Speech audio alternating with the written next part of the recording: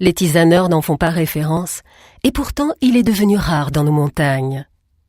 C'est dans la forêt humide de moyenne altitude que l'on peut encore rencontrer le bois de cabri rouge. À Saint-Philippe, à Dodane, à Bébourg, un peu partout entre 400 et 1200 mètres d'altitude, il se mêle discrètement à la végétation. Il peut dépasser les 10 mètres et son tronc atteindre 60 cm de diamètre.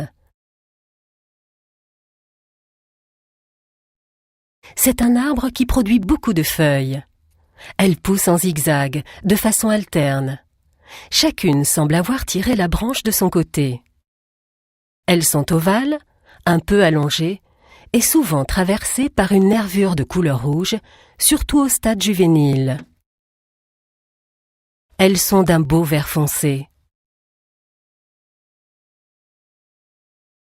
Les phasmes sont friands des feuilles tendres.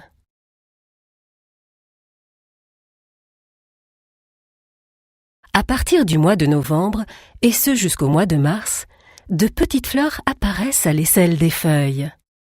Blanches, presque vertes, elles déploient leurs pétales, une à une, presque frileuses, attendant de voir si elles pourront donner naissance à un fruit.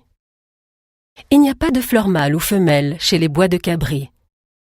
Elles sont hermaphrodites.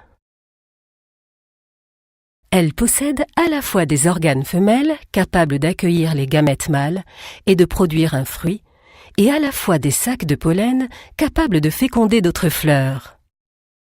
Les insectes qui les butinent multiplient ainsi les chances de produire beaucoup de fruits. Ainsi, au fur et à mesure que les fleurs s'ouvrent, les fruits grossissent au cœur des fleurs fanées. Ils évoluent rapidement, et on peut en trouver jusqu'au mois de juin.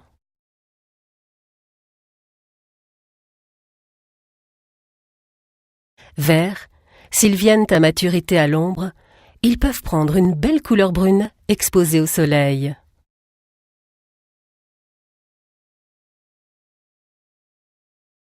Mûrs, ils se mettent en 4 et dévoilent une chair d'un appétissant orange qui cache avec parcimonie de petites graines ovales. C'est sans aucun doute les oiseaux qui se chargeront de semer les graines plus loin.